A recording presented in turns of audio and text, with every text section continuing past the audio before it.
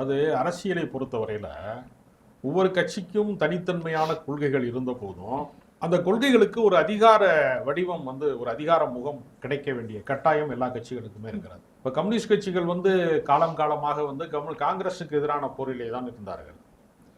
ஆனால் ஒரு மதவாத பாஜக என்கிற ஒரு பாசிச கட்சி மேலெழுந்து வருகிற போது அவர்கள் காங்கிரஸ் எதிர்ப்பை கைவிட்டு விட்டு மதவாத எதிர்ப்பை அவர்கள் கையில் எடுக்கிறார்கள்.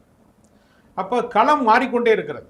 எந்த அரசியல் களமாக இருந்தாலும் இப்ப நீங்க தேமுதிக தொடங்கப்பட்ட நாளிலே இருந்து திமுக எதிர்ப்பிலே தான் வளம் வந்திருக்கிறது. ஓபிஎஸ் அவர்கள் தன்னுடைய வாழ்நாள்ல ஒரு 50 ஆண்டு கால அரசியல் 50 ஆண்டு காலமும் திமுக தான் பேசியிருக்கிறார். அவர்கள் எல்லாம் எங்கு சேர்ந்திருக்கிறார்கள் என்று பார்க்கிற போது கால மாற்றத்திலே எது சக்சஸ் ஃபார்முலான்னு ஒன்று இருக்கு. இப்ப தேமுதிக இந்த தேர்தலிலே ஒருவேளை திமுக கூட்டணிக்கு வரவில்லை என்று சொன்னால் அவர்கள் ஏற்கனவே தேய்பிறை காலத்திலே தான் இருக்கிறார்கள்.